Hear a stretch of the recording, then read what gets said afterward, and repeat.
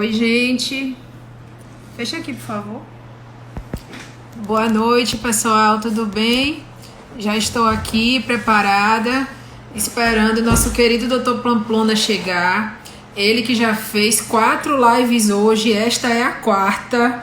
Já tá com a vozinha, ó, falhando, mas ele é herói, viu? Ele é herói. E compartilhar conhecimento é uma coisa muito gostosa. Quanto mais a gente dá informação, mais a gente consegue pensar, concatenar ideias, ir além. E isso é uma coisa que eu admiro muito nele. Então, ele tá ali conjecturando o tempo todo e já tá pensando em novidades. E ele até falou na live anterior, assisti um pedaço, que já tem vários temas para escrever um novo livro. Só de situações que ele vem tratando aí em várias lives. Obrigada.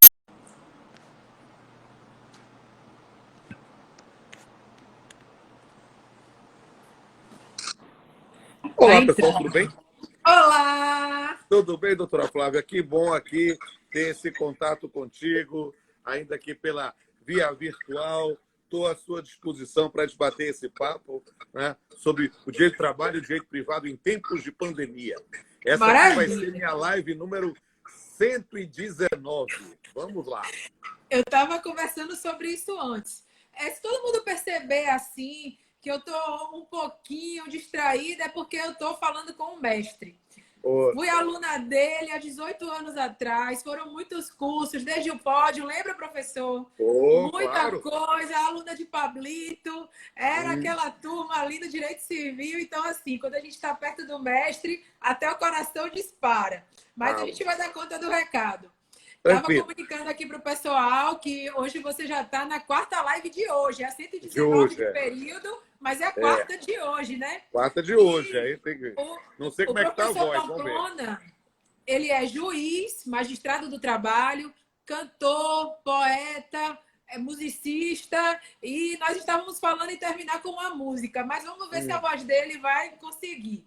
Mas vamos Aqui, ó, lá. olha só. Inclusive, ó, quero dizer aqui que o meu baterista está assistindo aqui. Eu vi, ele passou aqui, esse Moscaço Brasil. Sigam ele aqui. Mandem mensagem inbox para ele, porque as novas músicas, inclusive da nossa banda, estão com ele para fazer a edição. Então, a gente já vai fazer a pressão nele aqui. Aí vocês vão ver novidades. Quem sabe nessa pandemia já sai novidade aí.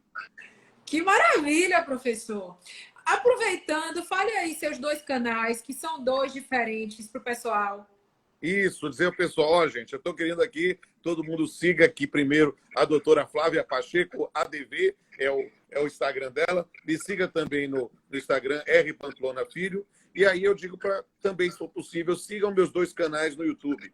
Né? Um é o canal Pamplona e o outro é o canal Papeando com Pamplona. Qual é a ideia? Como é que eu fiz 2 canais? Para facilitar e organizar a vida. Aqueles em que eu sou o anfitrião, por exemplo, da live, entra lá no canal Pamplona. É o conteúdo exclusivo, por exemplo. Os clipes da banda, do Cronos Encontro estão lá. Alguns materiais de dicas sobre direito civil, direito de trabalho, tudo eu coloco lá. No canal Papeando com Pamplona, eu boto material que não é exclusivo. Ou seja, as lives que eu sou convidado, os episódios do Papeando com Pamplona. A gente teve que, infelizmente, encerrar o talk show depois de 7 temporadas, 89 episódios no ar, mas porque por causa da pandemia, a gente não tinha mais como gravar o papel. Então, nosso último episódio, que foi sobre justiça, né, e filosofia, entrou no ar agora em abril, encerrando a nossa missão com o Papeando, que era uma coisa que me dá muito prazer, a canequinha, aquela coisa assim. Mas Muito estamos gostoso assistir. procurando novos horizontes também. E, nesse ponto, estou à disposição de todo mundo. Se alguém tiver alguma dificuldade para localizar os canais, me manda uma mensagem inbox que eu coloco o link para vocês para facilitar. E estou à disposição da senhora para falar sobre qualquer assunto. Quero mandar um abraço para um monte de gente que está aqui. Só falei só de Cássio, mas quero falar aqui da doutora Jéssica Beringer, que acompanha a professora Fernanda Barreto também. Ela como uma das co-coordenadoras lá do projeto Universidade Quilê, Universidade de Centro Unifax. Estou vendo aqui a doutora Mônica, que foi minha aluna na graduação, é professora hoje, advogada, lá em Mônica Matos, Aqui em em Feira Feira de de Santana. Santana. Isso, em Feira de Santana mesmo. Foi minha aluna, ótima. Né? E aí, ela está querendo até agendar uma live também, vai ser um prazer. O pessoal do Curtas Jurídicas também, doutor Vinícius, gente muito boa. Tem muita gente boa participando aqui da live. Para mim vai ser um prazer. Doutor Vinícius, inclusive, me levou aí para fazer em Feira de Santana a Palestra Cantada. Foi muito legal. A gente, quem sabe, Eu volta um dia estava aí. lá, Foi. estávamos juntos no Então, Cinefã, foi maravilhoso. é verdade, foi muito legal. A gente se divertiu e é uma coisa que eu tenho muito prazer em fazer. Cássio está aí também participando para ver, porque é uma oportunidade, sabe, de ensinar também pela sensibilidade da música popular brasileira. Isso é muito legal. Doutora Carla Zanini, lá que eu conheci lá no IGT, no Instituto Goiano de Trabalho, eu fui homenageado lá, para mim é um prazer. Um monte de gente boa aqui. Se eu ficar dando. O pessoal parecer que eu estou no show da Xuxa, mandando beijo para todo mundo, mas eu estou à disposição aqui para conversar com todos aqui. Eu vou à Feira de Santana assim. Sabe que eu até ia ter a aula inaugural, a aula magna, a doutora Kessia, que é a coordenadora lá da Unifax de Feira de Santana. Eu ia para fazer aula magna lá, mas com a pandemia estamos parados aqui. Mas eu prometo, eu vou fazer a Palestra Cantada em feira, em Goiás, e quem mais me chamar. Tô facinho. Tô a fase aí de... Tô Sidney Magal, me chama que eu vou. Doutora, pode perguntar. A pandemia está mudando nossa vida, né, professor? É verdade. Eu também quero mandar um grande abraço a todo mundo que está presente, amigos da OAB Feira de Santana, diretoria, presidentes de comissões, colegas advogados. Me perdoem que eu não vou poder chamar um por um. Divulgaram hoje o dia todo também, mas senão o nosso tempo passa e doutor Pamplona é cultura. Ele é multidisciplinar, ele trata sobre tudo. Eu tenho aqui várias perguntas. O que vocês tiverem também, mandem para a gente. Esse é um momento rico para todos nós. Estamos todos aqui para aprender com essa fera do direito. Então, vamos lá, professor. Nós escolhemos o tema direito do trabalho e direito privado. Direito do trabalho está muito na sua área, enquanto magistrado trabalhista. E o direito privado também, que o senhor é doutrinador, junto lá com o Pablito. Então, vamos começar pelo direito do trabalho. Nós temos as já famosas MP 927 e 936, que já estão tão debatidas que eu acho que a gente não precisa nem mais falar a respeito. Todo mundo já sabe como funciona, juntamente com a ADIM 6363, a questão do sindicato. Mas tem alguns pontos que ainda geram algumas angústias, algumas dúvidas. Então, eu gostaria de tratar sobre esses pontos, porque, inclusive, eles foram questionamentos que colegas fizeram durante o dia. Primeiro ponto, já assisti várias lives suas sobre isso, eu sei. Quando há a redução do salário, da jornada ou do salário, como é que fica a questão dos benefícios? E aí a gente engloba tudo. Vale transporte, vale refeição, cesta básica, plano odontológico, plano de saúde. Qual a sua visão a respeito disso? Porque os juristas estão atuando de maneira divergente. Muitos são a favor, muitos são contra. Diga aí o senhor, professor. Bem, aí a gente tem que verificar que, efetivamente, nessa questão da modificação da base de cálculo, da modificação da remuneração, nós vamos ter que levar em consideração qual é o fundamento para o pagamento da verba. Só para explicar, para ficar bem claro. Perceba, seguindo a MP 927, hoje o empregado é colocado em teletrabalho, em home office, ele não vai ter mais necessidade de ter vale transporte, porque o vale transporte é simplesmente o deslocamento trabalho, casa, trabalho. Então, nesse ponto, você poderá suprimir. Da mesma forma, é claro que a gente tem que verificar como é que é previsto na norma coletiva ou no acordo individual. Por exemplo, um ticket refeição. Ticket refeição, a priori, a concepção originária. Claro que isso muda de peculiaridade por disciplina normativa. Mas o ticket de refeição é para a refeição no trabalho. Então, o indivíduo não está se deslocando, mas se comendo em casa, em tese cai. Mas um ticket alimentação, que é, na verdade, uma forma para se proporcionar uma cesta básica, algo do gênero, muitas vezes previsto em norma coletiva. Isso não se suprime. Não tem como suprimir proporcionalmente, aí pensando na MP 936, salvo por previsão específica, né, de norma coletiva. Por quê? Porque a previsão da MP 936 é da redução do salário. Né? E o que é que nós vamos ter nesse ponto? A redução proporcional por causa da redução da base de cálculo.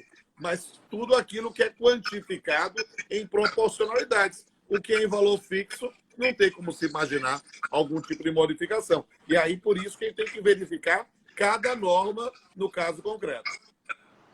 Perfeito. Eu assisti uma live sua alguns dias atrás que você mencionou sobre a questão do direito social previsto na Constituição. E aí, o caráter do direito social, a cesta básica ficaria o plano de saúde e o plano O plano de odontológico. saúde, por exemplo, plano de saúde, plano odontológico, não tenho a menor dúvida, porque isso é independentemente do valor da remuneração do empregado, entende? Então, isso não é afetado. Perfeito. A outra dúvida que surgiu, professor, em relação à questão do 13º salário. Nós sabemos que agora o empregador vai poder suspender o contrato ou reduzir a jornada. Em situações de suspensão ou redução, aquele período, que pode ser de até 90 dias, ele vai contar para o cálculo do 13º? A MP 936 não traz especificação sobre isso. Então, a priori, não tendo havido remuneração no período, a priori vai cair também a proporcionalidade correspondente. Por quê? Porque, neste caso, é preciso lembrar que o 13º vai ser quantificado na proporcionalidade do salário de dezembro em relação aos meses trabalhados. Se não houve trabalho porque o contrato está suspenso, haverá possivelmente essa redução proporcional. Perfeito.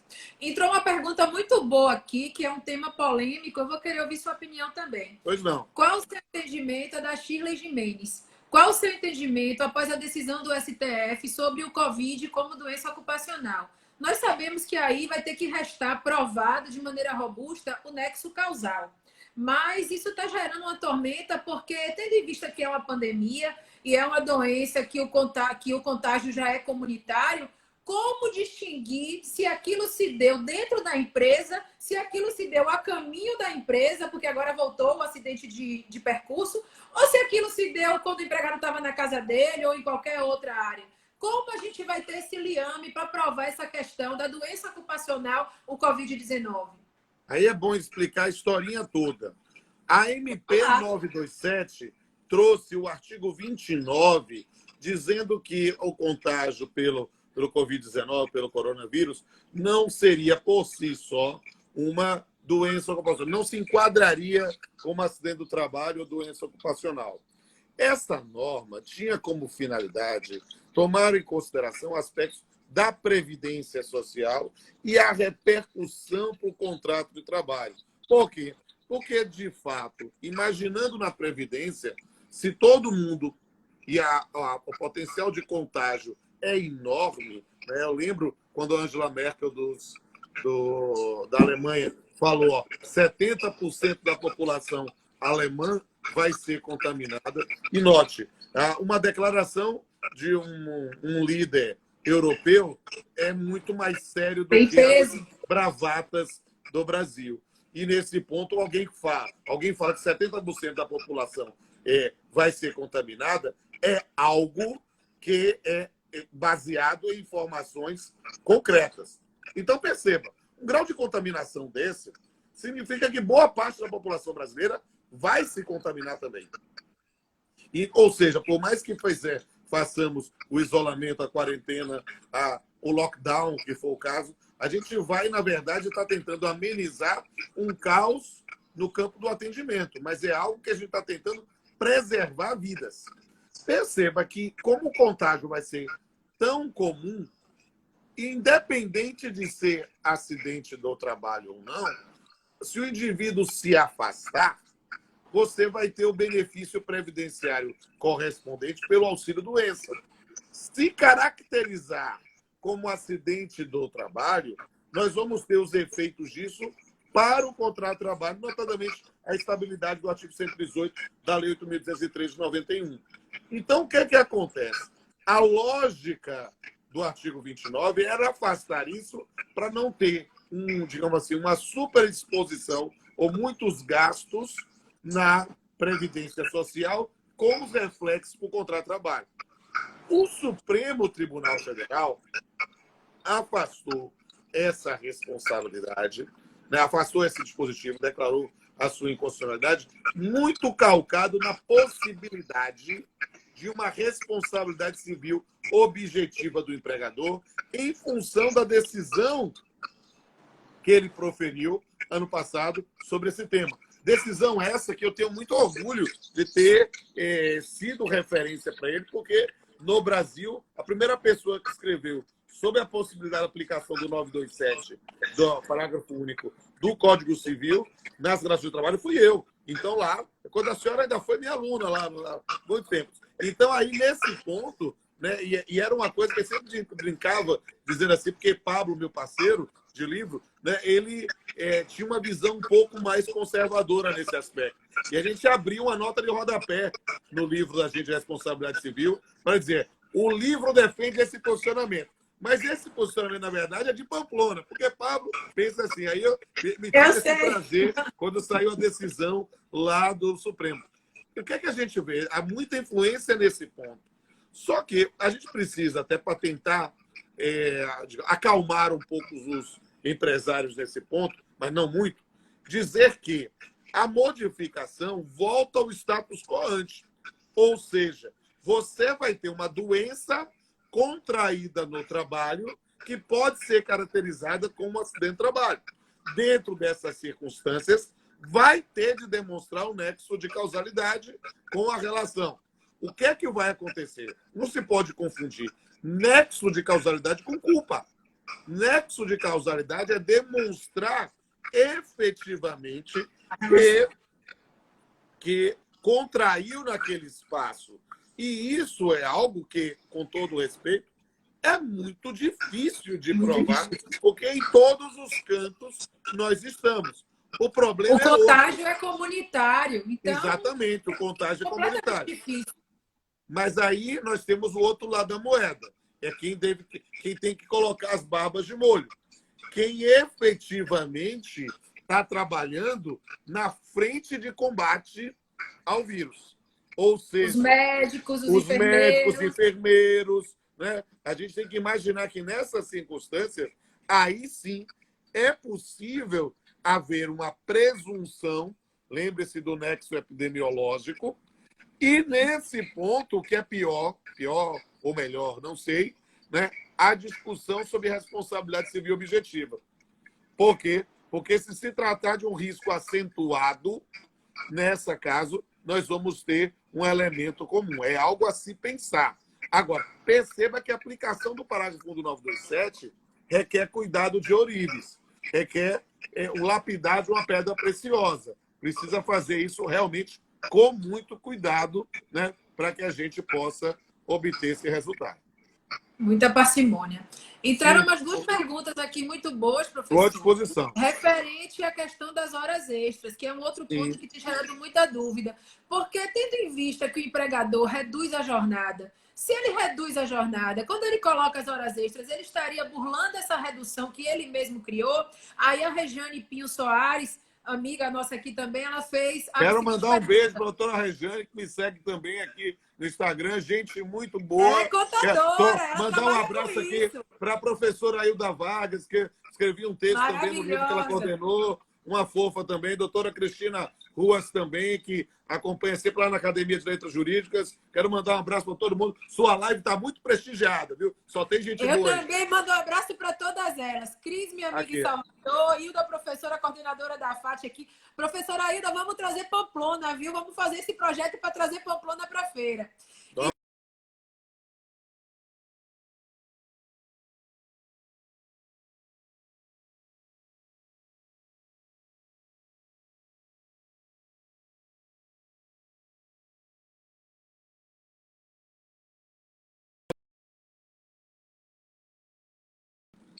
Eu estou me vendo.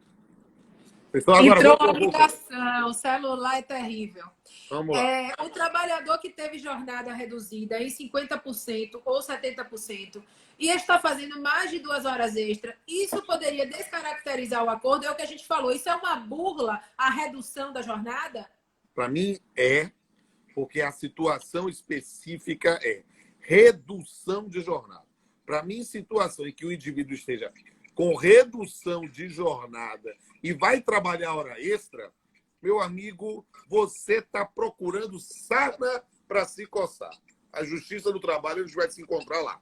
Por quê? Porque efetivamente nós estamos imaginando uma situação excepcional que autorizou, inclusive, a redução do salário.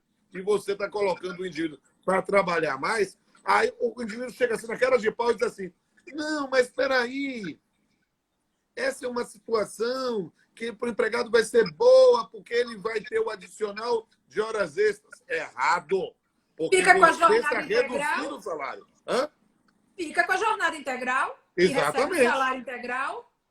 Isso é uma Exatamente. forma de burla, porque quando o empregador reduz a jornada, seja no percentual que ele escolher definido na MP, 20, 50 ou 70, ele vai pagar o salário com a mesma redução de 20, 50 ou 70. Então, na verdade, é uma burla se ele colocar para fazer a hora extra. Porque ele só está se valendo ali daquele percentual de salário que ele vai pagar e o governo vai complementar. Então, ele só vai despender isso futuramente. Isso. Né, professor? Então, eu diria, para mim, eu vou até usar uma outra expressão, embora burla seja uma expressão interessante, porque burla tem sempre um elemento subjetivo. Eu digo, é uma distorção da finalidade. Por quê? Porque aí eu não vou discutir elementos subjetivos, se foi uma situação maldosa ou não, não. Para mim, há uma distorção e nesse ponto a gente não pode tolerar isso, não.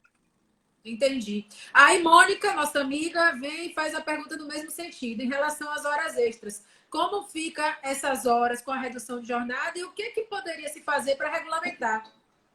Sinceramente, é possível, nessas circunstâncias, aí verificar, numa eventual ação judicial, uma distorção e talvez sim, verificar se o indivíduo recebeu ou não as verbas, se não dá, e pedir algum tipo de reparação de danos também nesse sentido. Maravilha. Uma outra pergunta que nós temos aqui. O empregado, quando ele retorna do período de redução ou suspensão, ele pode ser despedido? Bem, aí ele retornou. Note que há uma previsão específica de que você tem uma redução do salário ou tem a suspensão. E aí, se você faz uma despedida do empregado durante esse período, você vai ter que pagar uma indenização. Ele não tem estabilidade, mas uma garantia de emprego. Mas se, ao contrário, terminou o prazo que foi acordado, ou seja, foi cumprido todos os prazos ali previstos, aí exercício de direito potestativo. Note que há uma distinção. A gente tem que perceber que há um prazo de garantia de emprego. Esse prazo tem que ser observado. Passou o prazo, aí sim poderá haver despedida. Não passou, aplica a sanção correspondente. Perfeito. Entrou uma pergunta aqui de um empregador, um salão. Na verdade, professor, eu acho que a sanção é o contrário, né? Ela pergunta qual será a sanção para o empregado que pleiteia as horas extras, tendo ele aceitado o contrato de redução. Na verdade, a sanção vai ser para o empregador, porque é ele que está burlando ou o outro Exatamente, termo. Porque a lógica o fato ele prestou ou não prestou hora extra? Porque ele não pode prestar hora extra. Ou seja, nesse caso, o empregado querer receber porque está trabalhando, na verdade, o empregador é que não deveria exigir essa prestação. Não, aqui não. Tem que ser rigoroso. Eu digo assim com liberdade. Falando um pouco mais criticamente, às vezes o direito do trabalho brasileiro ele é muito... Ele precisa ser repensado profundamente. Porque o direito do trabalho brasileiro ele protege muito pouco. Na verdade, ele só é caro. Porque o indivíduo quer trabalhar hora extra para ganhar um dinheiro a mais. Não, a gente tem que pensar num sistema que proíba o indivíduo ter hora extra. Por quê? Porque ele tem que ter restrição de horário.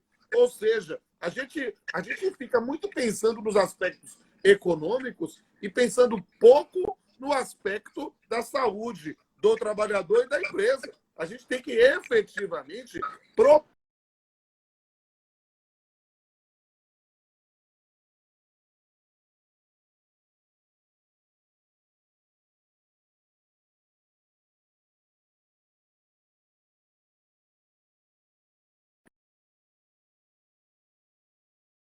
dizer aqui, olha lá, voltou. Tocou de novo o telefone, foi? Meu telefone, professor, é um problema. Para o senhor ter noção, eu deixo ele no silencioso. Aí as pessoas Ah, dizem, eu te ligo, você não atende. Quem quer falar comigo tem que chamar no WhatsApp, porque o meu telefone toca 1000 vezes por dia e eu não dou conta. Ó, tem um mecanismo, que se for iPhone, tem um mecanismo, quando a senhora mexe aqui na parte de luminosidade, aparece uma luazinha ali. Se a senhora apertar ali, o telefone não vai tocar. Não é só no Deixa eu lhe silencioso. falar uma coisa. Eu vou fazer 40 no final desse mês. Mas não me chame de senhora ainda, não. Pode me chamar de Não, é você, porque... eu sou sua aluna. Tá liberado, tá liberado, tá liberado. Deixa eu ver se eu É acho que essa lua aqui. eu aprendi como homem que respeita o movimento feminista e as mulheres, que você só pode chamar de você depois que a mulher libera. Aí eu agora chamo de você. Tá certo. Não achei a luazinha aqui ainda não, mas eu vou procurar enquanto você está conversando. Vamos lá. A gente já está 8h25. Vamos fazer a última pergunta para encerrar o trabalho e a gente começar com o direito privado? Perfeito. Um outro ponto que suscita muitas dúvidas para todo mundo é a questão do fato do príncipe. Veio a situação, a pandemia ela está abarcando todas as relações. As autoridades públicas deram a ordem de fechar as empresas porque a gente precisa manter o distanciamento social. Então, as empresas estão fechadas. Quem teimar e abrir pode ter o alvará cassado, o licenciamento cassado. Então, é uma situação muito complicada. E aí, a gente tem uma previsão na CLT de que quando uma empresa parar a atividade por uma ordem do poder público, o poder público vai ser o responsável pelo pagamento das indenizações daqueles empregados. Qual a sua posição, professor, em relação à aplicação do fato do príncipe no caso da pandemia do Covid-19? A aplicação do fato do príncipe na forma do artigo 486 da CLT é uma das possibilidades de defesa do empregador. Quando ele despede o empregado e não paga as verbas, porque a sua atividade teve que ser cessada, né, em função de um ato público. Agora, eu posso dizer que, como estudioso do direito do trabalho, a invocar o fato do príncipe, o ato do príncipe, é a pior coisa para o empregado, né? Digamos assim, é a mais insensível.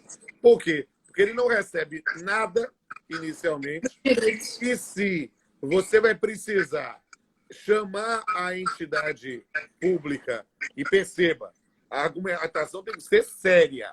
O indivíduo vai ter que identificar qual é o ente público e qual ato do ente público impediu a continuidade da atividade. Não, é o município. Como? Que ato ele praticou especificamente? Porque, por exemplo, se for uma empresa que funcionava no aeroporto ou na rodoviária, isso, na verdade, pode ser um ato do governo do Estado. Então, a gente vai ter que verificar especificamente e se isso impediu a continuidade da atividade. Mudança sobre ganhos, riscos da atividade econômica não se enquadram nisso. Mas, percebendo, a atividade teve que parar por causa do ato do prefeito. Muito bem. Você vai alegar isso em defesa, porque o empregado vai ter que ir em juízo pedir as verbas rescisórias contra o empregador sustenta isso, o juiz manda cientificar a entidade, no caso do município, a procuradoria do município, que apresenta a defesa, e apresentando defesa, o juiz vai verificar especificamente se houve o fato ou não. Reconhecido que houve o fato ou não, aí o que é que vai acontecer? Se o juiz reconhece, ele vai condenar. Mas, digamos assim, ele vai fazer um desmembramento do processo do que é independente da paralisação da atividade. Ele condena o empregador e julga ali. E a parte especificamente das indenizações, que na prática vai ser simplesmente a multa do FGTS e a questão do aviso prévio, né? Porque todas as outras verbas já eram devidas pelo empregador, independente da extinção, né? Essa verba, depois que transitar em julgado, vai ter que remeter na forma do artigo 486 para a Justiça Estadual. Ou seja, nem, digamos assim, O caminho vai ser mais longo. muito. E se o indivíduo ganhar muito, não dá nem para ser RPV. Vai ter que ser para o precatório. E Tem que perceba agendar que no há municípios. orçamento. Olha o detalhe. Há municípios que estabelecem da possibilidade da RPV ser o valor de um salário mínimo, meio salário mínimo. Então vai tudo para precatório. Ou seja, o empregado não vai receber nada. Na Então, Bahia teve vai ser algo uma que... pregação recente, né? Esse período da pandemia, a Assembleia funcionou para prejudicar nesse sentido e houve uma redução aí dos valores da RPV para 10 salários mínimos, né? Aí é do Estado, mas aí em municípios, os Sim. municípios podem saber. Eu conheço municípios que já fixou em meio salário mínimo. É um absurdo, é o cúmulo do absurdo. Eu vou dizer assim, pode ser por causa da realidade do município, é um município pequenininho, alguma coisa assim, mas perceba, é uma situação que pode gerar algum tipo de confusão, né? Nós temos a norma provisória de 60 para a União, 40 para o Estado e 30 para os municípios, mas que a Assembleia Legislativa e as câmaras municipais podem estabelecer valores menores. E aqui estabeleceram. Perfeito. Eu penso dessa forma também. Eu acho que a aplicabilidade prática do fato do príncipe seria, por exemplo, se o poder público desapropriar uma indústria. Aí ele pegou aquele imóvel, ali ele teria que assumir os riscos de tudo. Mas na situação da pandemia, eu não vislumbro a possibilidade. Porque é um momento que a gente está vivendo uma situação atípica. Que todos isso vai ser uma discussão sobre enquadramento.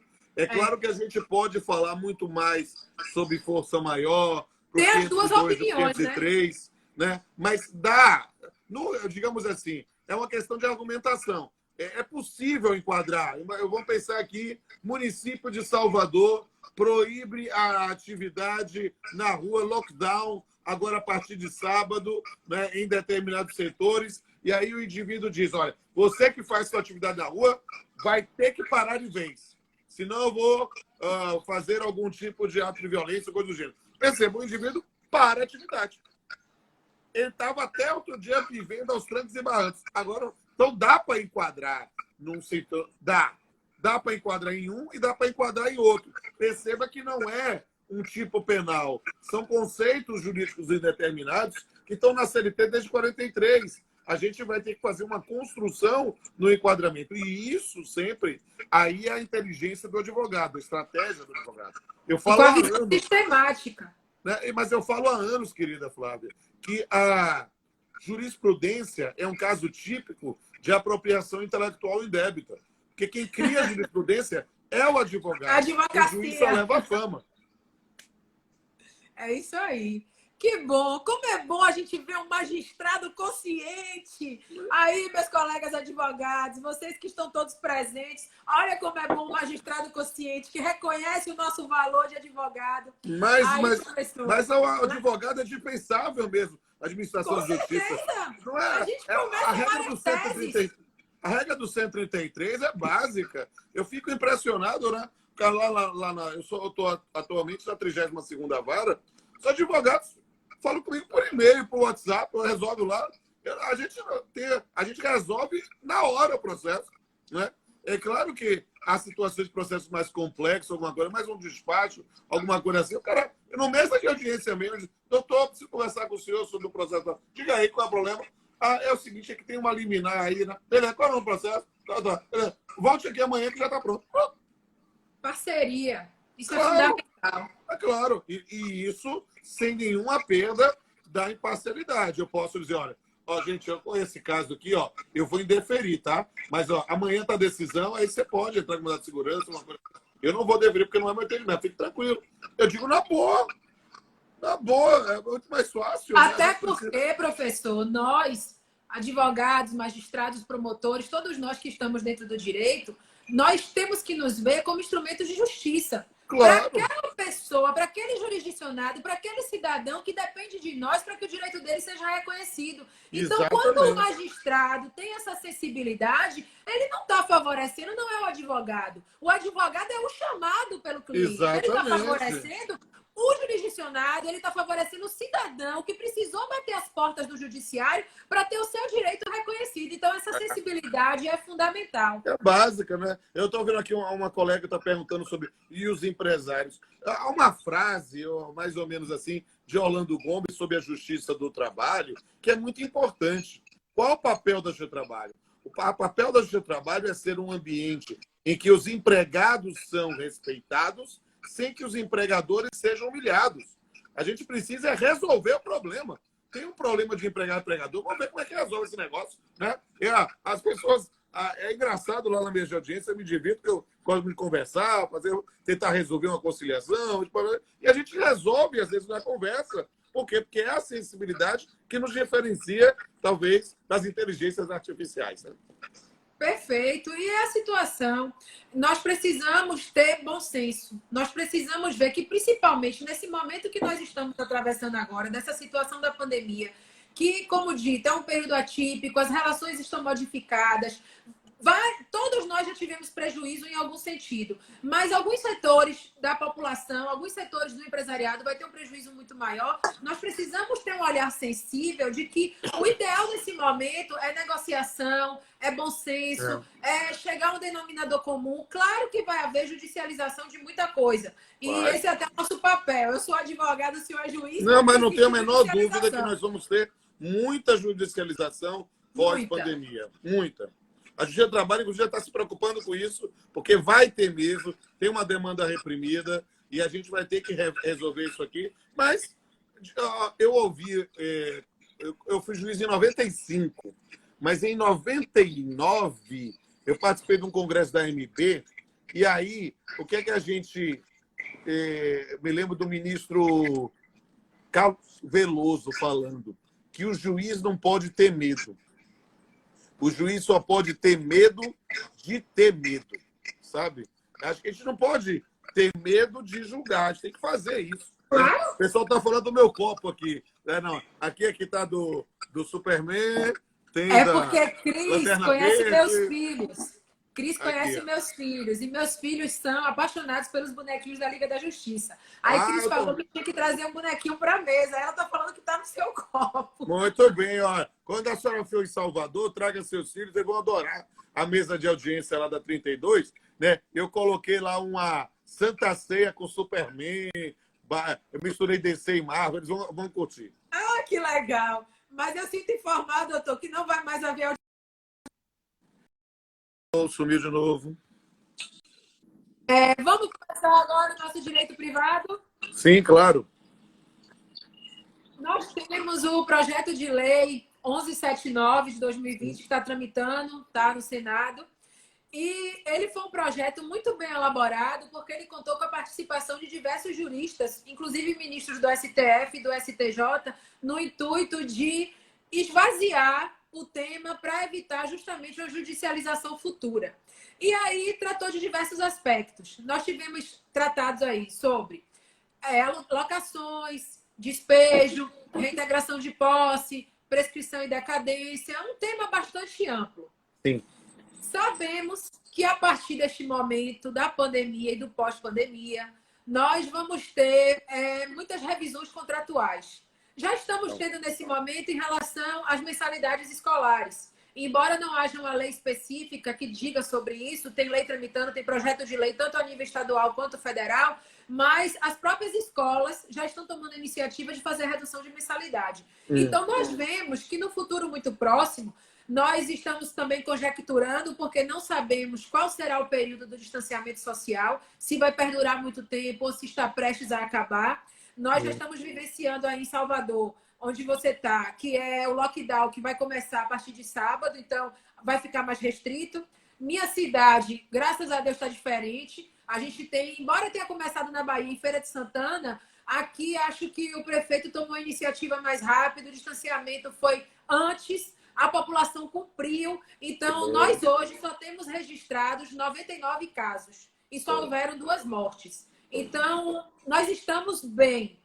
Aqui, por enquanto, está bem. Tanto que já está havendo a retomada do comércio de forma gradativa. Mas a grande situação é, no futuro próximo, todas as relações vão mudar. Haverão alterações. Haverá revisão contratual. fale agora como sua experiência interdisciplinar, civilista, sobre essa situação das revisões contratuais, principalmente com base na teoria da imprevisão, que é algo que as pessoas têm trazido muito, as pessoas estão falando muito sobre teoria da imprevisão, mas é algo que eu também vejo com muita parcimônia, porque ela não se aplica em toda situação e quando ela for aplicada, vai ser para os dois lados da relação. E tem pessoas que querem aplicar somente em relação a si, esquecendo que o outro lado também está passando os mesmos efeitos da pandemia. E aí, eu queria que você fizesse uma relação, porque é algo que eu tenho feito, e muitas defesas que a gente tem trabalhado, quando a parte traz a respeito da teoria da imprevisão, a gente rebate com a teoria do risco do empreendimento.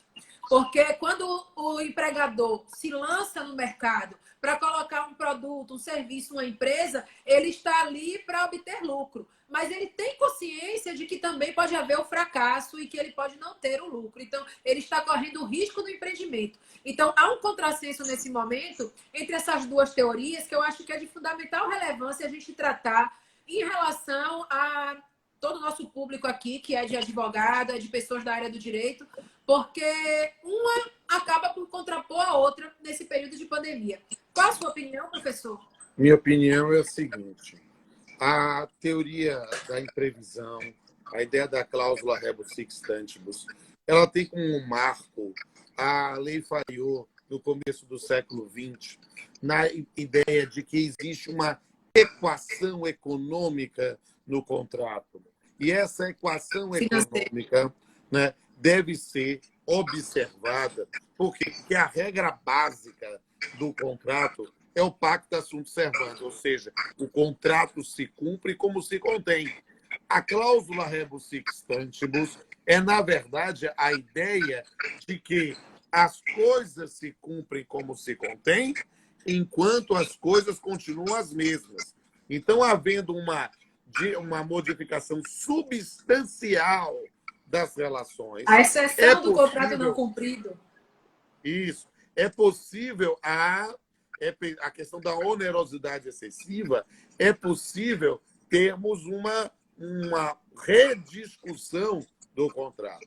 O que está acontecendo, minha amiga Flávia? Está acontecendo é que as pessoas estão imaginando que teoria da imprevisão é uma palavra mágica que vai resolver o problema diminuindo o valor das suas prestações em um determinado percentual fixo. Sinceramente, isso é uma bobagem, isso é uma negação do direito.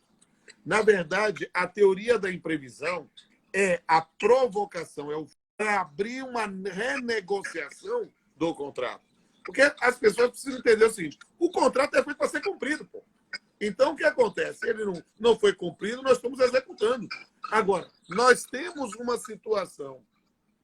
É o mesmo caso, professor, desculpe, sem querer lhe cortar, é o mesmo caso daquele que ajuiza uma revisional de contrato de financiamento de veículo e acha que não vai pagar o carro. Exatamente. Vai pagar com base na cláusula rebus sic stantibus. E não é só uma questão de onerosidade excessiva. Exatamente. O indivíduo é porque é carro de graça? Não. O indivíduo vai ter que verificar uma rediscussão nesse ponto. E aí, o que é importante?